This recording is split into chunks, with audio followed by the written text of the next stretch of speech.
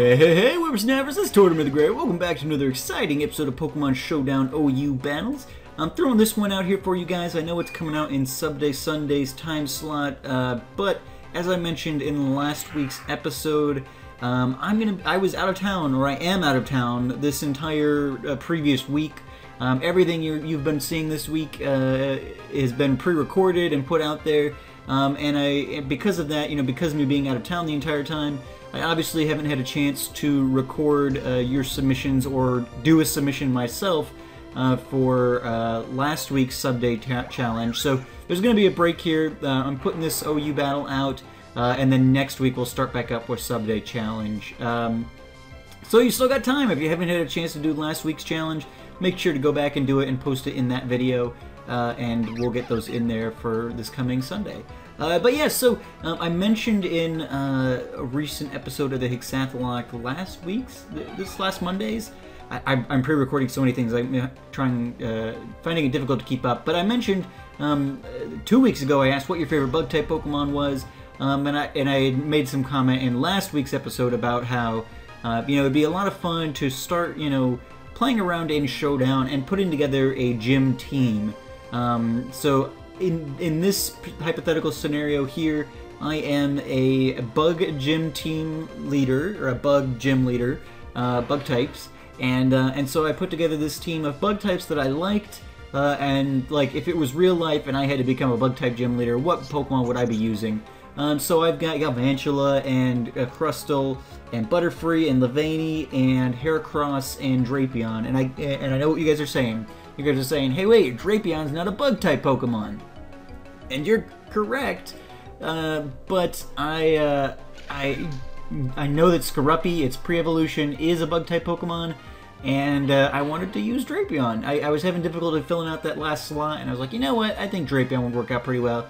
And in the Elite Four and things like that, they aren't necessarily strictly, what's that guy's name? Flint has like 2 fire-type Pokemon, and he's the fire-type leader, whatever. So I figured I could throw in one pseudo-bug because he was a bug in his previous life. So anyway, there's the first battle there. Didn't really get to commentate a whole lot of that because I was talking about other things. But let's jump into battle number 2, and then we'll get more into the inner workings of this team. Alrighty guys, I'll see you back in just a second. Alright guys, here we go with battle number 2. We went up against Apple NT, and we led off with Shelob. I normally lead off with her just to get the sticky webs up, because I think that's probably the most important thing I can do. And they had their Swampert out, thinking, lol, that's an electric type, it can't hurt me, and then I threw up the energy ball and it went out. Dragonite came in with the extreme speed and took out Shelob, but then I brought in Goliath, which forced out the Dragonite, and Toxic comes in there wheezing. He takes a little bit of damage from the Rock Blast, but not going to do a whole lot. So I bring in Boss, who's going to force out the wheezing. I throw up the Sleep Powder, and the Flawgrass is going to go right to sleep. Kalar's going to then come in, and she's going to force out the Flawgrass. Obviously, Flawgrass being a fairy type, Kalar being poison. So I set up the Swords Dance expecting the switch, and that allows me to land a really hard knockoff on the Wheezing. They get the Clear Smog off and then switch on out. At that point, Kalar is going to use an Aqua Tail, but then I'm going to get her on out of there because I don't want her going up against the Psychic type Blades, who is also Fighting type. Or I guess, yeah, the Fighting's the one I was worried about, not Psychic, because Drapion's Dark type. I brought in Leavanny, and Leavanny didn't really get to do a whole lot, but Goliath comes in with the Pin Missile and is able to easily take care of the Glade, so that works out very nicely. I was then, at this point, hoping I could outspeed the Chandelure, but I'm sure it was Choice Scarfed, as Chandelures tend to be, so unfortunately Goliath goes down, but Kalar is then able to come in with the knockoff and kill the Chandelure, so that works out fairly nicely. And then Fat Belly comes in, the Dragonite. Kalar is not able to get anything going on the Dragonite, so Morden comes in and gets a couple of good Rock Blast moves off. Dragonite's able to land the Brick Break, but then the red card on Morden switches it out. So I'm able to then go ahead and just kill the Wheezing.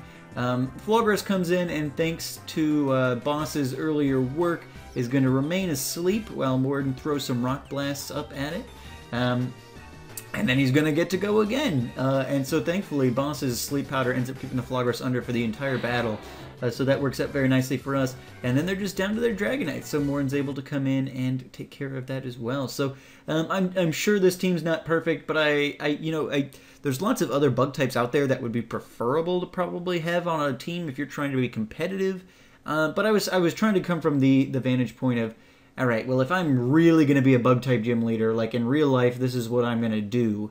What Pokemon would I realistically actually want to have around? And I don't really care for Volcarona, and, I don't know. There's just, like, the other ones that I had put in here originally and were playing around, it's like, I don't really care. I love Butterfree, and I love Crustle, and I love Heracross, and I love Leavanny, and so I wanted to make these guys work, and it seems that they're working pretty well, so I'm happy with it.